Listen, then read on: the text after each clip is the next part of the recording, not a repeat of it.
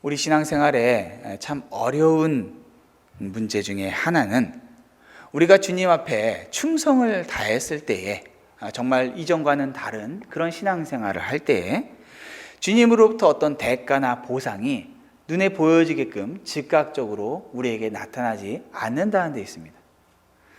만약에 누군가가 그 간증했던 것처럼 정말 어렵고 힘든 가운데에 형편이 도저히 안 되는데 주님을 예배드리는 게 우선이지 라고 해서 빚을 져다가 11조를 드렸더니 정말 갑자기 사업이 번창해서 빚을 다 갚았을 뿐만 아니라 사업도 굉장히 번성했더라.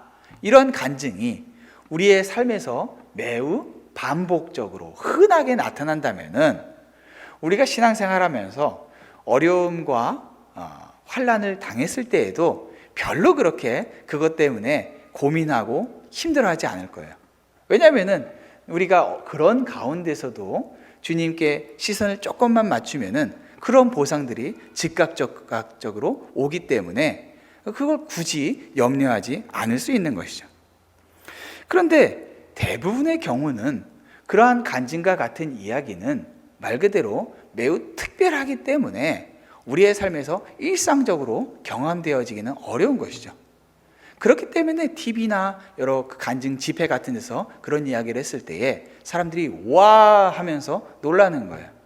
그게 매우 흔하다라고 하면은 그렇게 간증 집회니 방송인이 나와서 그러한 이야기를 하지 않아도 우리의 일상에서 매일매일 경험하는 것들이니 뭐 그렇게 새롭지 않겠죠. 자, 제가 청년 시절에 같은 교회 안에 있었던 한 자매가 오랫동안 신앙생활을 제대로 하지 못하다가 이제 정말 신앙생활을 제대로 해봐야겠다라고 결심을 했어요. 그런데 그 결심을 하고 나서 즉각적으로 닥쳐오는 어려움들이 있었어요.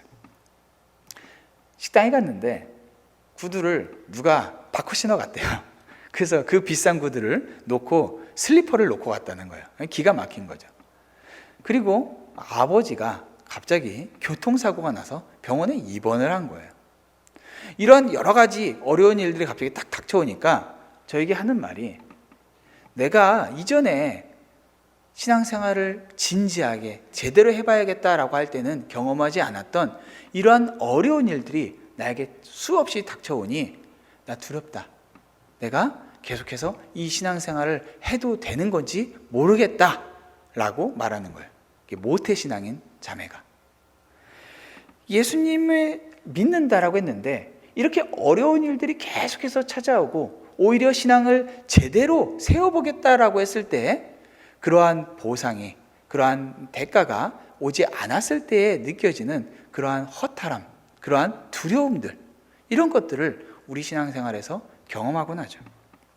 오늘 본문은 이 나훔이라는 선지자가 마치 요나가 아수르의 수도 니느웨에 가서 심판의 메시지를 전했던 것처럼 그로부터 100년 후에 이 나훔이 니느웨 멸망에 관한 메시지를 전하고 있는 거예요.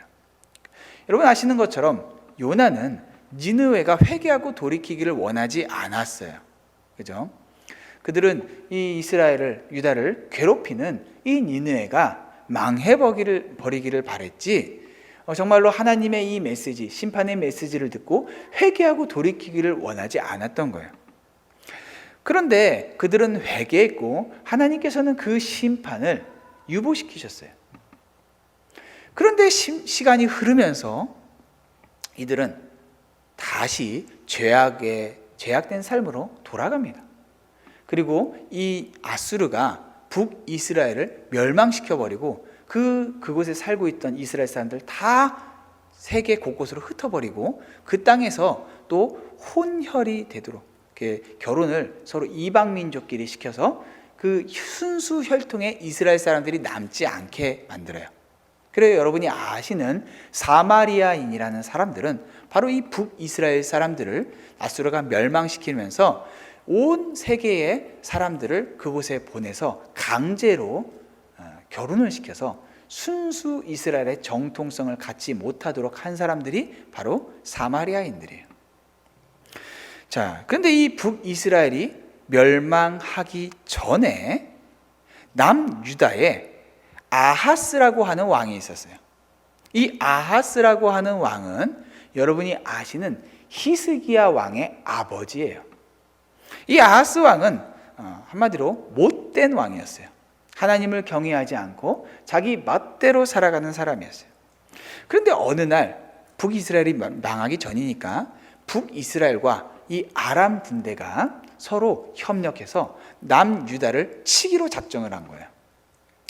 남유다의 이 아하스 왕이 당장 이 북이스라엘과 아람이 자신들을 향해서 공격해 오는데 막아낼 힘이 없으니까 당시에 최고 힘을 가지고 있었던, 이미 요나가 너희들 멸망할 거야 라고 했는데 회개하고 돌이킨, 그렇지만 여전히 악하게 지금은 살고 있는 그 아수르에게 도움을 요청합니다.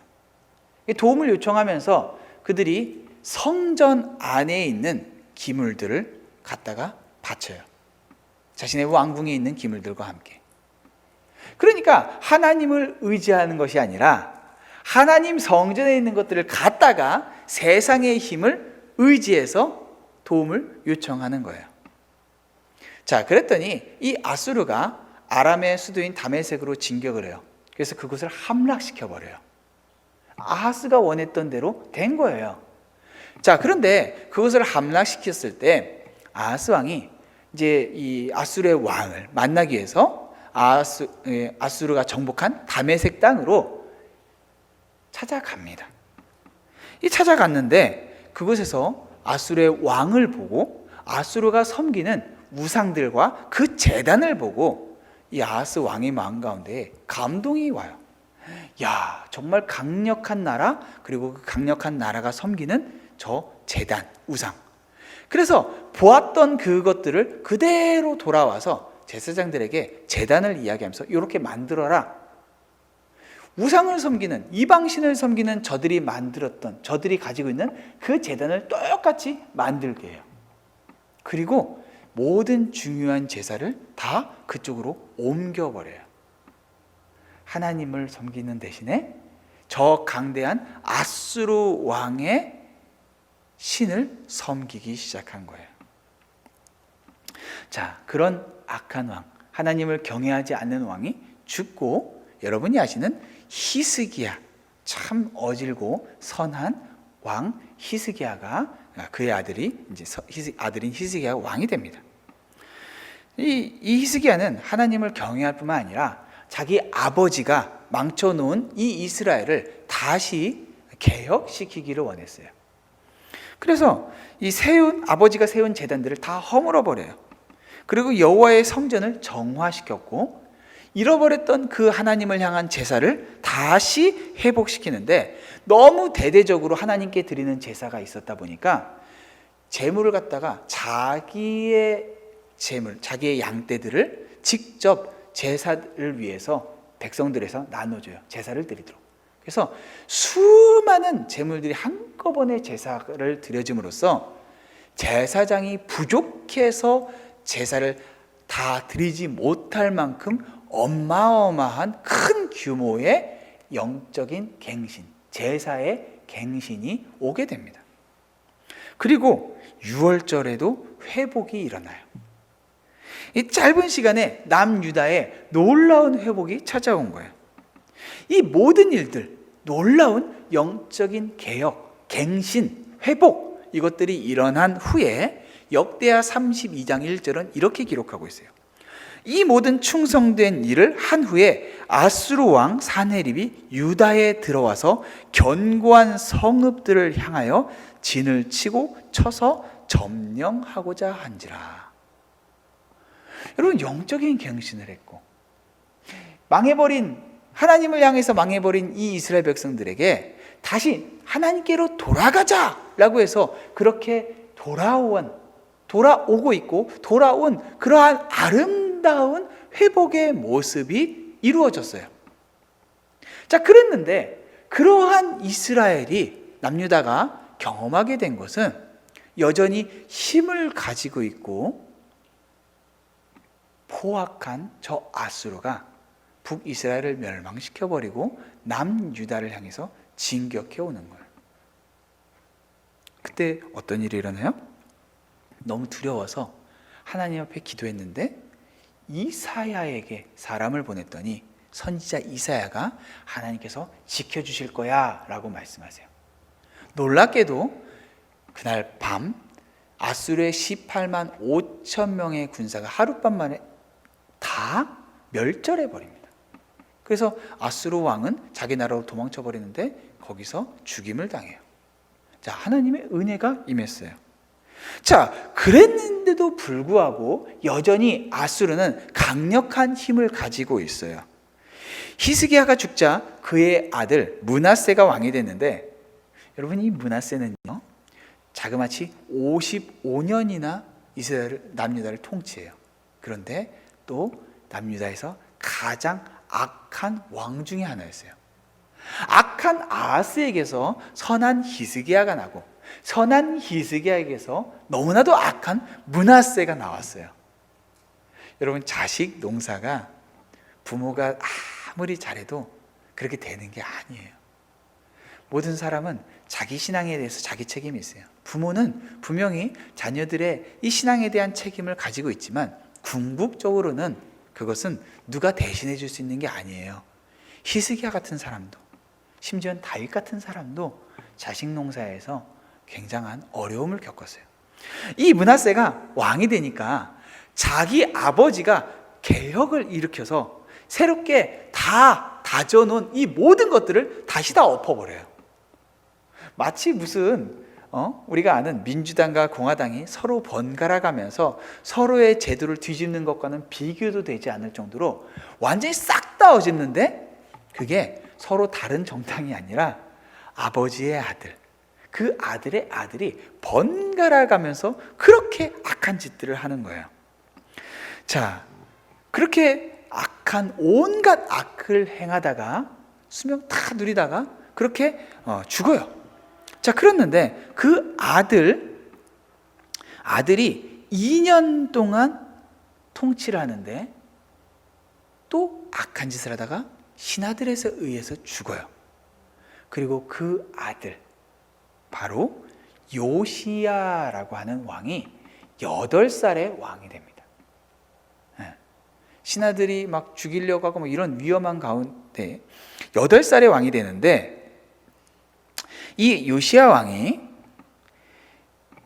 종교개혁을 단행하고 또 이스라엘 역사 중에서 가장 선한 왕 중에 하나였어요. 이 사람은 심지어 히스기야보다 더 제대로 된 온전한 종교개혁을 이루어요. 이 사람이 8살의 왕이 돼서요 16살에 하나님을 찾아요. 하나님을 찾았다는 것은 아마도 개인적으로 하나님을 인격적으로 만난 것 같아요.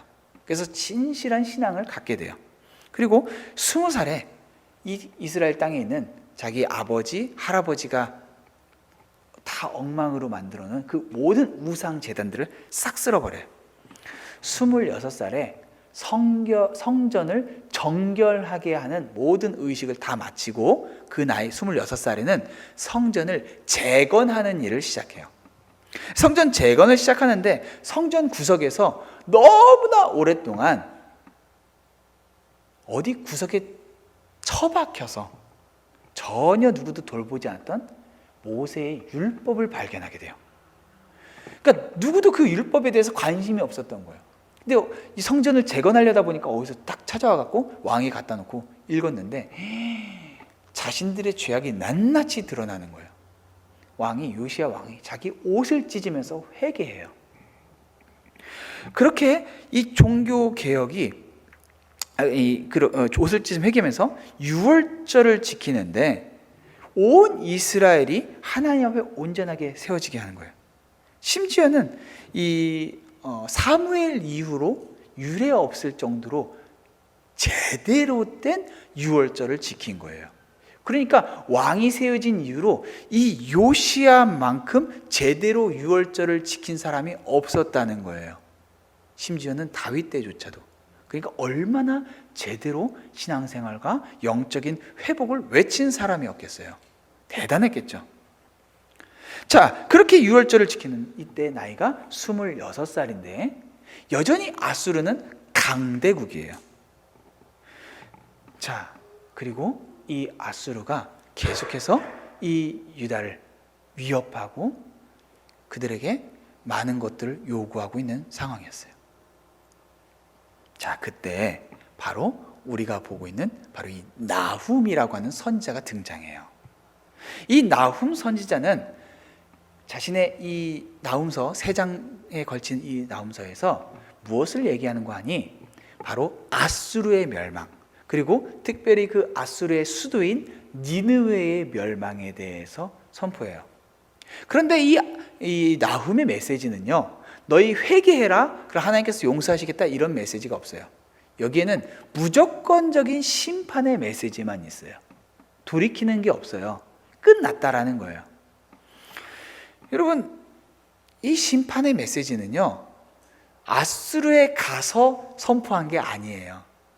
그럼 이 메시지는 누구를 위한 걸까요? 남유다를 위한 메시지였어요. 남유다가 자신들은 여전히 신앙생활을 제대로 해보겠다라고 하는데, 제대로 신앙생활하건 엉망으로 신앙생활하건 여전히 아수르는 초강대국으로 우리에게 위협이 되고 있어요. 그런데 내가 정말로 주님 앞에 신앙생활을 잘 해보겠다라고 한 이때에 주님께서 야, 더 이상 괴로워하지 마. 너희들을 괴롭히고 너희들을 못 살게 구는 저 아수르 반드시 심판받을 거야. 멸망받을 거야. 라고 말씀하고 계시는 거예요. 그래서 이스라엘에게, 남유다에게 이것이 위로의 메시지가 되는 거예요. 얼마 전에 우리 지사님 중에 한 분이 본인 가게에서 이제 섬기는 가게에서 일을 이제 그만두고 비즈니스를 시작하려고 하신 거죠. 근데 이제 일을 언제 그만두느냐, 이걸 가지고 고민하고 있었어요. 근데 이 비즈니스를 당장 준비는 해야 되는 상황이었어요. 그래서 제가 말했죠. 지사님, 그러면은 지금 어차피 가게 계약도 끝났고 이제 가야 되는 상황이니까 한 달 전에는 그래도 얘기를 해줘야 되지 않겠습니까? 지금 얘기하셔서 그쪽에서 혹시라도 빨리 그러면은 빨리 나가라 그렇게 하지는 않겠지만 혹시 그렇게 하더라도 지금 얘기를 하시는 게 좋겠습니다. 한 달 전에는. 근데 이제 그 업계에서는 그렇게 굳이 하지 않고 당장 내가 내일이라도 떠날 때 그렇게 하고 나가는 거예요. 왜냐면은 그만둔다라고 말을 했을 때 당장 그럼 내일부터 나오지 마 이렇게 할 수 있는 상황이기 때문에. 근데 그렇게 되면은 본인은 당장 경제적인 필요들을 채우지를 못하는 거예요. 위기가 찾아오죠. 근데 이분이 그 얘기를 듣고 가서 얘기를 했대요. 내가 이제 비즈니스 시작해야 되고 그래서 한 달 11월 말까지 이렇게 좀 하고 그만 이제 하자 이렇게 얘기를 했는데 그쪽에서 하는 말이 알겠다고 하면서 그날 바로 새로운 일꾼을 데려온 거예요. 그러니까 이 집사님이 마음에 당황이 온 거죠. 당황한 거예요. 아니 그래도 내가 아직 시간이 좀 더 있어야 될 상황이고 그리고 내가 이렇게 해버렸을 때 경제적인 필요 그리고 내가 여기까지 지금까지 했던 관계들 이런 것들이 있는데 어떻게 이렇게 해버리지? 그래서 그때 저를 향한 원망의 마음이 왔었대요. 괜히 목사님 말씀 들어가지고 내가 생각했던 대로 그냥 이렇게 조금 끝에 가서 가기 며칠 전에 그냥 그때 얘기해 버릴 걸 이런 생각이 왔다는 거예요. 근데 그때 다시 마음속에 아니지. 근데 이거 사단이 주는 생각인 것 같아.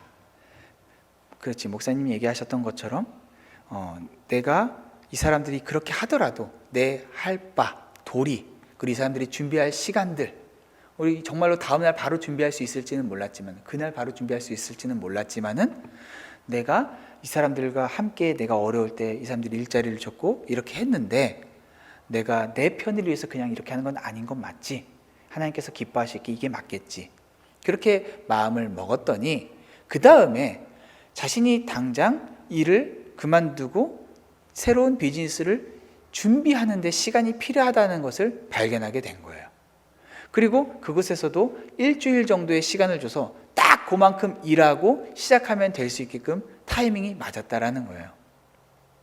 근데 정말 중요한 거는 내가 여기에서 내 머리를 써서 내 필요한 대로 했을 때에 하나님께서 이걸 해주셨냐 안 해주셨냐, 아니면 내가 순종해서 했을 때 즉각적으로 그런 보상이 왔냐 아니냐가 아니라 결과보다 더 중요한 게 바로 그 과정에서 내가 하나님의 뜻을 따라서 가고 있느냐 아니냐라는 거예요. 우리는 결과만 보고 결과가 좋으면은 내가 하나님 뜻대로 했더니 좋은 결과가 왔구나, 혹은 내 맘대로 내 지혜를 썼더니 내 좋은 결과가 왔구나, 이렇게 봐요.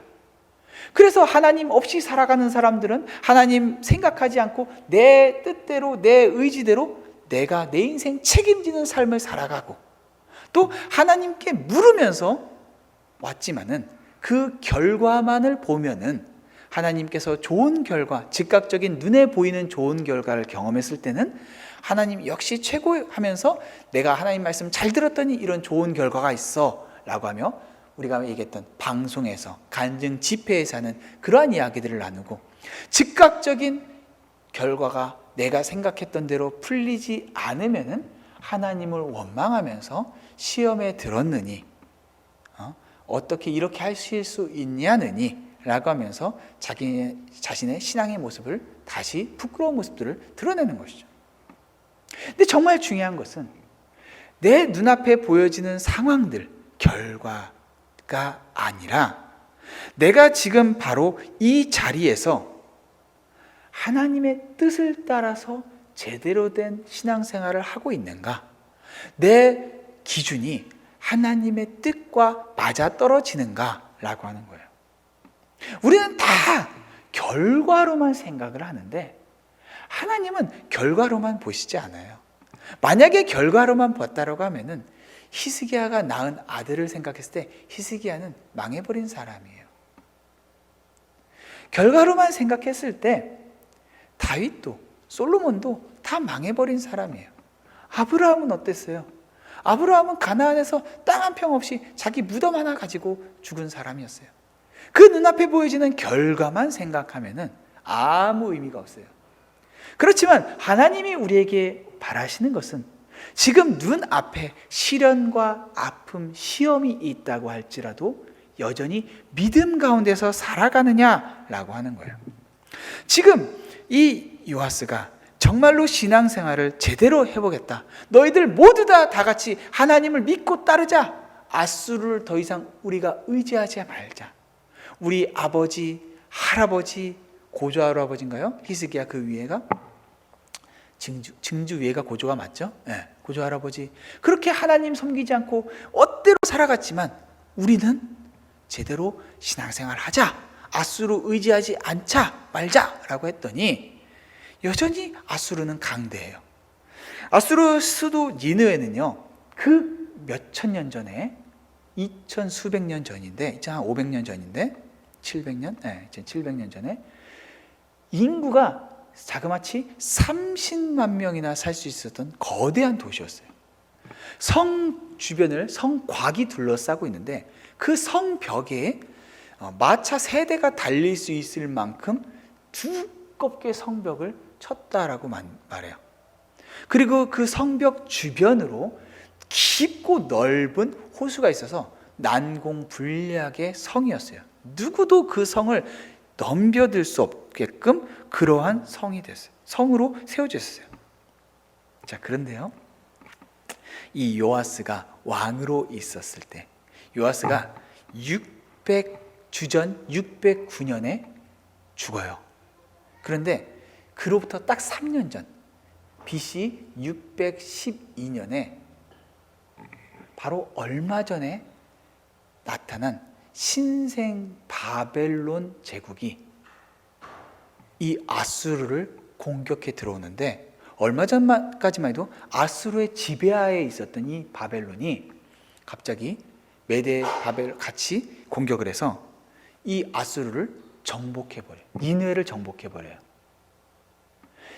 이 니느웨를 정복하고 나서 이 땅에 완전히 이 하나님의 통치가 하나님의 심판이 있었던 것처럼 완전히 그 땅이 멸망해 버리는 거예요.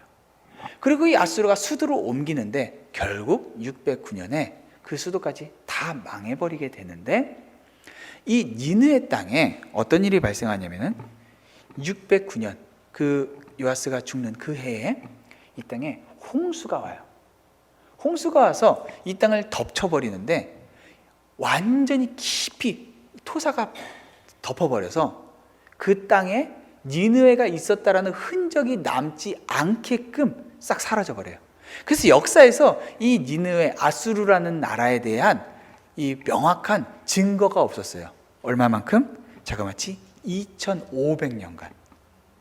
1846년에 이 땅속에 파묻혀 있던 니느웨가 발견이 돼요. 그러니까 이 남유다에서 정말로 그렇게 강한 힘을 가지고 있고 우리를 너무나도 괴롭게 하고 힘들게 해서 영원할 것 같았던 그 아수르, 니느웨 땅이 하나님의 심판 메시지대로 그대로 그들이 멸망해 버리는 거예요. 나홈서 1장 8절에 보니까요, 그가 범람하는 물로 그것을 진멸하시고 라고 말하고 있어요. 그 땅을 완전히 쓸어버리는 거예요. 이 아수르 왕이요, 니느웨를 떠나서 하란 땅으로 갔다가 거기서 이게 잠시 수도로 옮기고 어떻게 해서든 다시 재건해 보려고 했는데 안 되는 거예요. 결국에는 이 바벨론에 침략받을 때 최후로 어떻게 맞이하냐면은 성에다가 불을 질러버리고 자기 가족들, 자기까지 다 같이 불타 죽어버려요. 스스로. 근데 이 아수르가 얼마나 악독했냐면은 자신들이 지배하는, 자신들이 정복하는 나라들을 갖다 갈 때마다 사람들을 목을 다 잘라서 목을 꼬치를 만들어서 길에다 세워놓고 창자를 꺼내서 온 사방에다 뿌려놓고, 그래서 가는 곳곳마다 피투성이, 시체투성이 너무나도 잔악하고 악독하게 해왔던 거예요. 그리고 그 악한 행동들을 자랑하는 것들이 그들의 왕들의 어떤 통상적인 전통이었어요. 근데 그 나라를 하나님께서 전혀 관심 없으신 것처럼 100년이 넘는 시간 동안 그렇게 악독한 행동을 계속해서 하고 있을 때도 하나님 아무 일 안 하신 것처럼 보여졌는데 어떻게 하세요? 다 지켜보고 계셨고 그 때에 하나님께서 정확하게 심판을 하신다라는 거예요. 하나님을 믿는 백성들은 내가 생각하는 저 악인들에게 하나님의 심판이 도대체 언제 오는 거야? 하나님 심판이 있는 거 맞아? 내 스스로 내 인생 책임져 보겠다고 내 나름대로의 방법을 찾아가는데 시간과 마음을 다 흘려버리면은 하나님의 때에 하나님이 일하시는 것들을 볼 수가 없어요. 우리가 믿음으로 반응하건 반응하지 않건 하나님은 분명히 하나님의 일을 하세요. 그런데 믿음 없이 내 의지, 내 생각, 내 뜻대로 살아가면은 하나님께서 주시는 하나님의 보호, 하나님의 통치, 하나님의 백성다운 삶, 이런 것들은 그의 삶에서 경험할 수가 없는 거예요. 나음이라는 이름의 뜻은요, 위로라는 뜻이에요. 위로.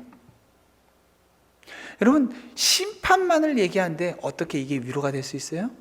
바로 하나님의 백성들을 향하여서 악하게 행하고 하나님의 공의를 우습게 여기면서 자기 멋대로 살아가는 그들에게 반드시 하나님의 심판이 있을 것이라고 하는 것이 하나님 백성들에게 위로가 되는 것이죠. 히스기야나 요시야나 모두 제대로 신앙생활을 해보려고 했을 때에 즉각적인 위로와 통치, 어떤 회복, 아수르의 멸절, 이런 것들은 경험하지 못한 것처럼 보여져요. 그렇지만 하나님은 시시로 때때로 그들에게 필요한 보호를 공급해 주셨고, 궁극적으로 하나님을 믿는 백성들에게는 하나님의 위로를, 하나님 믿지 않는 저들에게는 하나님의 심판을 이루고야 마신 것이죠. 사랑하는 성도 여러분, 오늘 이 나훔을 읽으면서 하나님께서 이 죄에 대해서 얼마나 미워하시고 우리가 하나님 편에 있다라고 하는 것이 얼마나 우리에게 큰 위로가 되는지 묵상하면서 오늘도 주님의 뜻대로 살기를 결과가 아닌 과정 안에서 하나님의 그 빛 비추임을 따라 사는 여러분들 되시기를 주님의 이름으로 축원합니다.